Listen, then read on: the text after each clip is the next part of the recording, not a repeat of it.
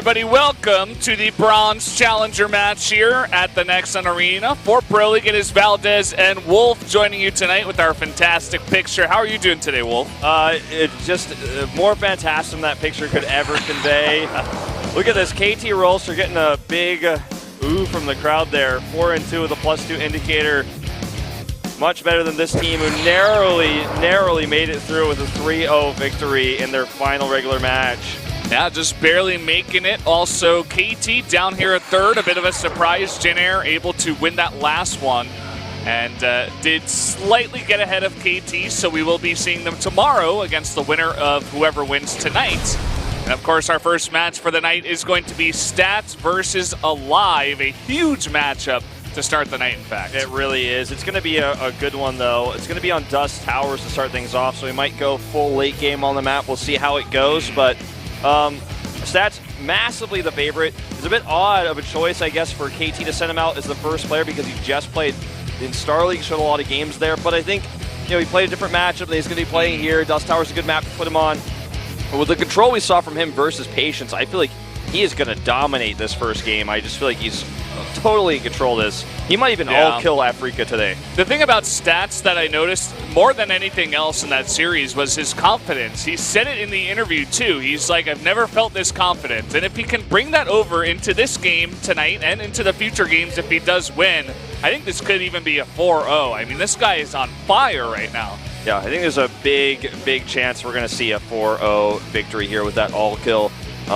This is the all-kill format, guys, which means that the winner stays up, the loser goes down. So every win that Stats gets, for example, if he gets an all-kill, you know, he gets a point for each win, and then the loser team has to choose another player. So they can try to counter him with a sniper player, but the maps are already set. It's not like the old GSTL format where you also choose the map. So it's a bit different than that. Yeah, this is what we were talking about before, just to see how things shook out, I guess, for the entire first round here. The Freaks did just barely get ahead in their last one, taking the 3-0 over MVP Chicken Maru to get that 4th place. That's why they're playing tonight up against KT Rolster, who did get a 4-2 as well as the Jin Green Wings, but who has 3 more indicator points.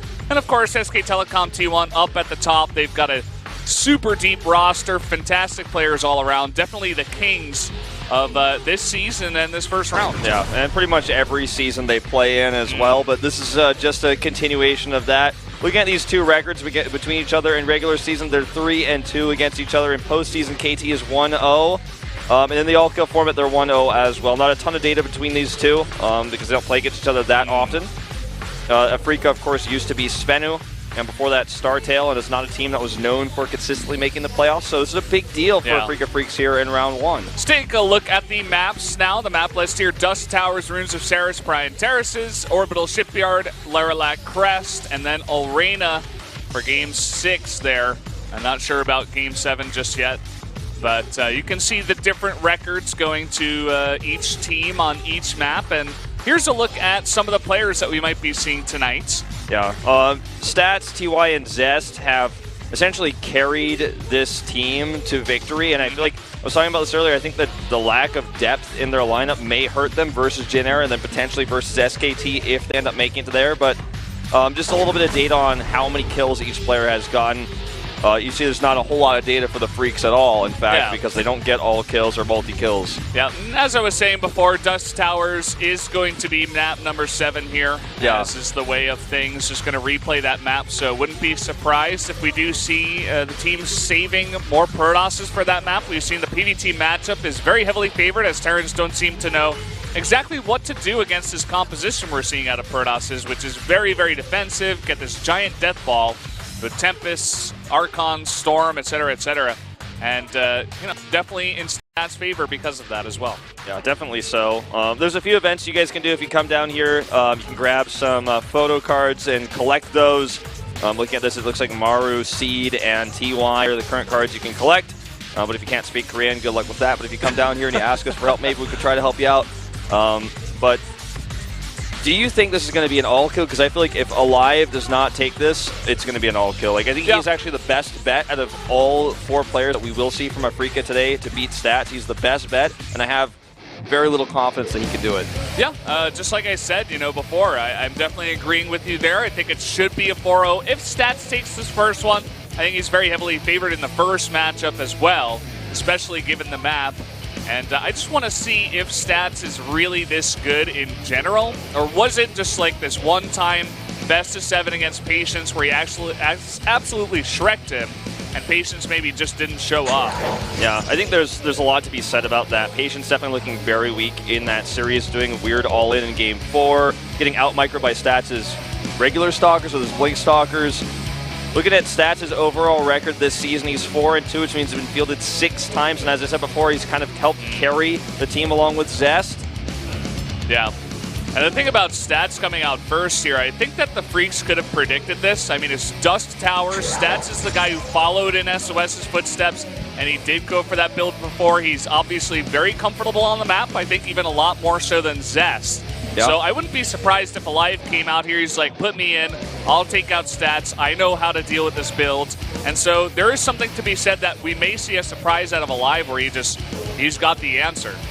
Notice aLive, if you guys just checked his stats, he's 9-19 in overall Pro League matches, a very poor record, but it just goes to show that since Kespa picked up and won the battle versus ESF, and aLive ended up joining a Kespa team, he's been very unsuccessful in Pro League, but this is his most successful season yet at 2-2. But he's looking very good in the individual leagues, and I think he's actually on fire right now. It's the best we've seen aLive since Wings of Liberty. Yeah, both these guys, very strong players for each team, and this is this really explosive matchup to start the night, which definitely could go either way. We were favoring Stats, but this is an all-kill format. Anything could happen at this point. Absolutely right. Looks like Dusk Towers is loaded, ladies and gentlemen. We're going to go into game number 1. KT Rolster versus Afreeca Freaks here at the Pro League Round 1 playoffs. Bronze Challenger match here on day 1.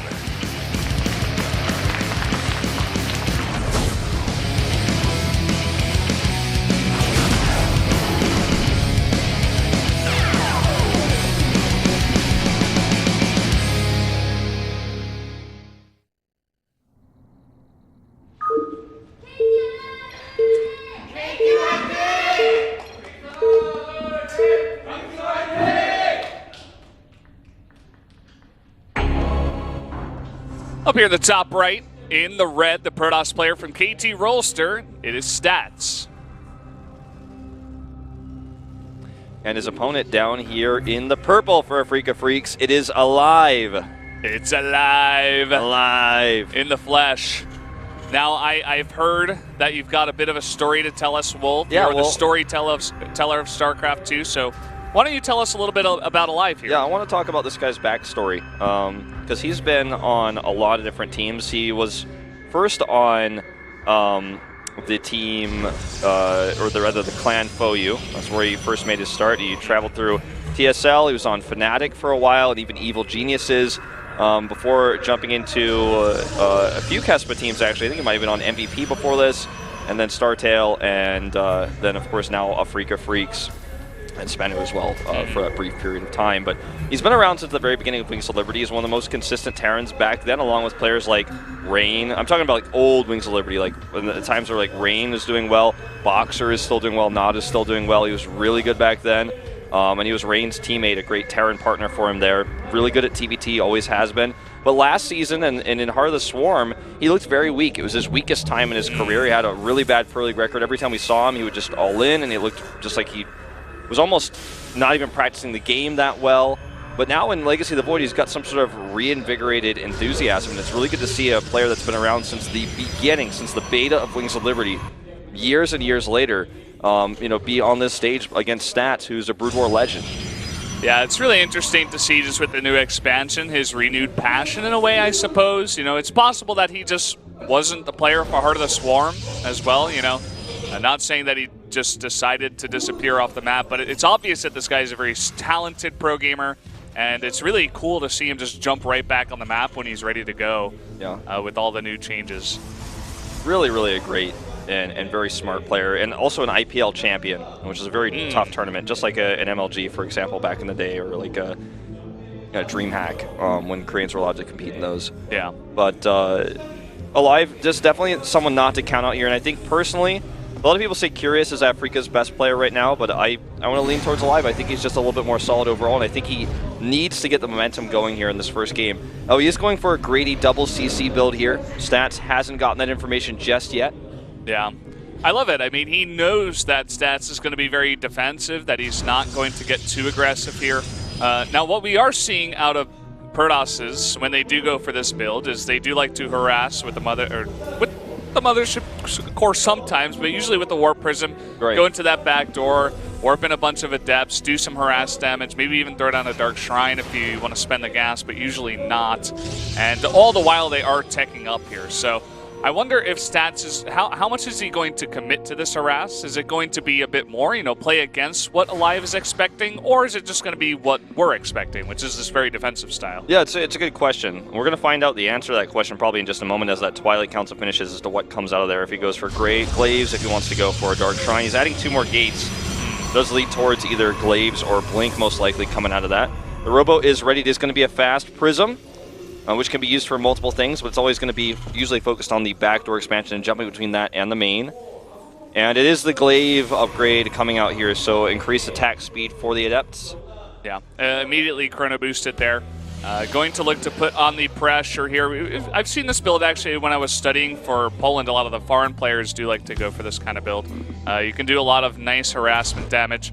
Is going to delay, obviously, the third base from coming out and any other kind of tech, but Adepts are pretty strong, especially when they're only fighting Marines, and that's exactly what we do see out of aLive so far. Yeah, I mean, he's just got 3 barracks cranking out Marines. One of them has a tech lab, and that's it. So, I mean, he's not going to have a ton of Marines by the time this hits, but having them in position is going to be key. If he allows big warp-ins to come in, then this could be a disaster.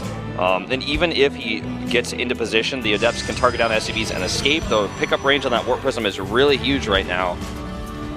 And here he comes across the map. A few Marines here in position. Stim is almost done, which will make this a lot easier to defend, but I don't think it's going to be ready just in time. Yeah. Also, no medevacs in this push. With the greedy build that aLive did go for, it's going to be very delayed, his tech.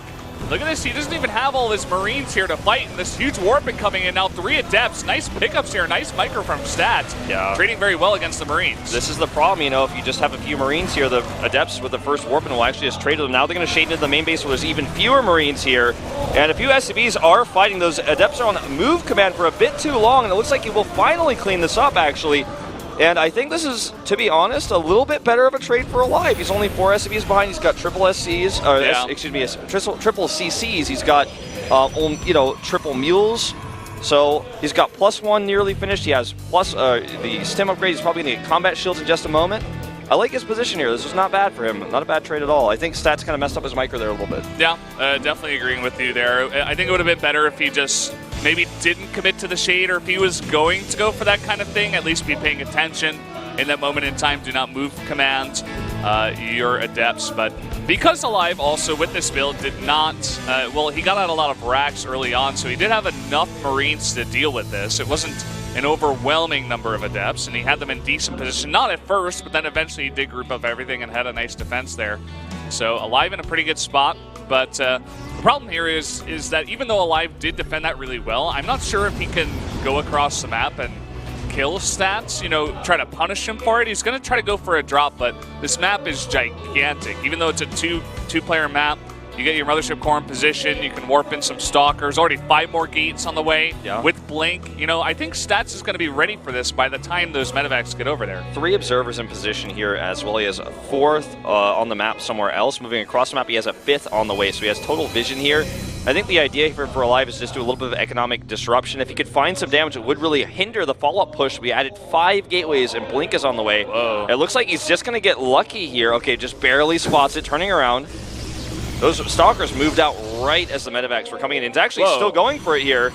He's just going to warp in over here, I suppose, rely on his overcharges. But look at this, really smart from aLive, going to just drop into the third base where there's absolutely no defense, no pylons there, only 1 at the front. The Mothership Core and the Stalkers are not in position, and Stats is just going to go for it. He's just going to go for the all-in here. Now, aLive did realize what comp he was up against. He's making just Marauders back at home as quickly as he can to try to set up for this. +2's already on the way. He does have +1 attack. pylons are being killed here actually by aLive. I really like this. He's trying to limit the amount of supply he can warp in. Here's the fight now. A few of those Marauders are in the mix. Yeah, a few Marauders here. The Adepts are tanking. A nice force field there on the ramp, but is it going to be enough? aLive now just going to have to pick up and go back home.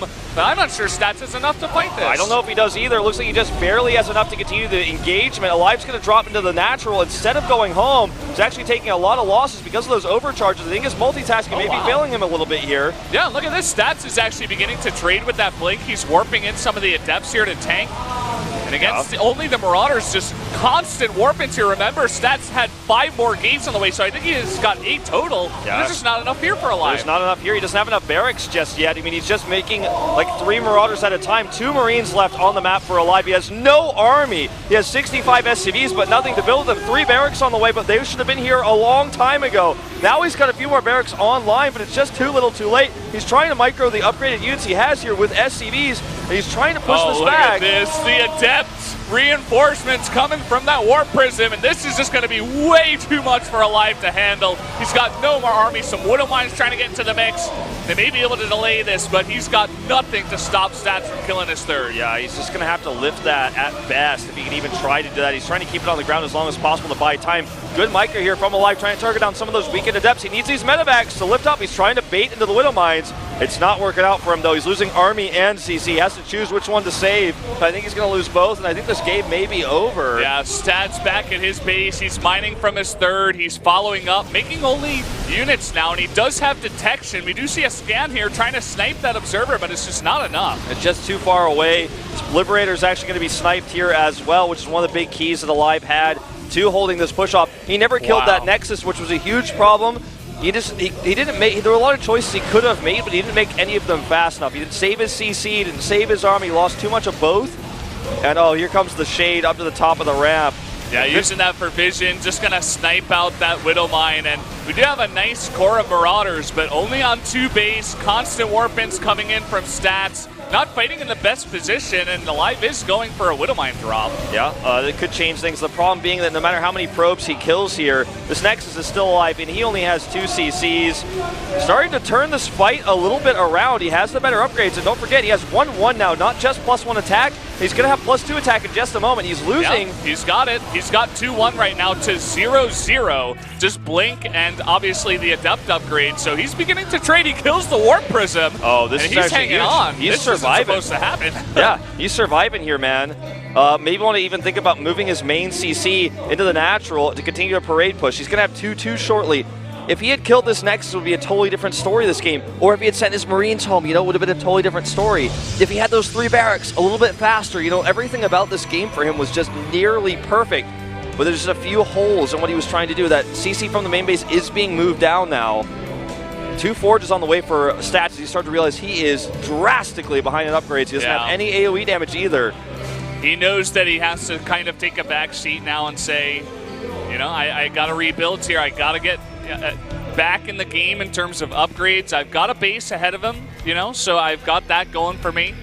And I can just play defensive and play this map, I suppose, from here on out. Yeah, he needs to just kind of turtle up, you know, put chronos on those upgrades, and eventually tech up once he realizes that once he feels comfortable enough to do so. You know, he's not worried about aLive just walking across and killing him, which is going to be his biggest concern. You know, speaking of which, here comes aLive's push across the map. He only has 2 medevacs. Good control on Stats earlier to wipe most of those out. If he had a lot more, this Bio Army would crush Stats' Gateway Army because there would just be too much healing on these. He's 4 upgrades ahead at 2-2 to 0-0 right now. Look at this scan. I think he wants to go for this. Stats doing a nice little... Oh, it looks like he grouped that with his main army. He's going for this harass with just 5 Adepts. And he's sending out a DT now to force scans before the fight and just delay this here. Yeah, he just wants to delay it. You're exactly right. Looks like aLive he's considering going for an elevator drop. He's sending units over here to deal with these Adepts, but here comes the push. A few force fields going down. That DT at the back is still not dealt with here. Yeah, the DTs, but the scans do come down. And remember, it's 2-2 to 0-0 right now. A pretty good concave here for Stats. And now he's got overcharges to fight with his army. Widow Mine comes up to join here as well. Look at how quickly these Adepts are starting to fall, though, with these 2-2 upgrades on this army. It's actually such a close game here. aLive ready to micro to his heart's content here, but I don't know if it's going to be enough. The Immortal even putting its barrier up. Not enough. GG. And that's going to be Stats taking game number 1. Probably the most important game of the night. He's brought the favor to his team, and he's taken out the strongest player on the enemy team. Really, really close game there. If aLive had made just a few better decisions, that game was absolutely his. And Stats, I feel, he won that first game. He gets us some momentum, but it was lucky in a lot of ways. Like the fact that aLive didn't even kill his Nexus, for example. I think he thought he had that under control, but he did not. Anyway, moving on from this game, the question is, who do the Afreeca Freaks send out next here, going into Ruins of Saris as the second map? Yeah, I mean, it's a pretty hard call. I mean, Protoss versus Zerg wouldn't be bad on this map. Do you want to use Curious this early on? I mean, Stats is a fantastic player, extremely dangerous for KT. You might want to take him out here before he gets too much momentum and too much confidence, because you know what happens when Stats gets really confident. Things get out of control, Valdez. I'm hoping, my dream for tomorrow if KT wins is our opening match of Stats versus SOS. Oh, man. That's my dream, but we'll see if it comes true. I would like to see Curious here on Saris. The only weaknesses, as you mentioned, is what if what if he loses? Then you've lost your second best player in the second game, and you're gonna have to flop around and flail around trying to figure out what you're gonna do for the rest of the series. But it's like, when else are you gonna use him? I'm definitely agreeing with you here. Do you want to use him for Lilac Crest? Well, you got Arena next after that. I think here you go Runes of Saris. If he wins, he's got Prion Terraces right after. I think this is when you use Curious. Yeah, I think so. With the Prion Terrace follow-ups, I didn't even think about that. That's a really smart move. And then I think you just kind of hope you get horizontal spawns, so you just kind of lurker pressure them with some Hydras and stuff like that, and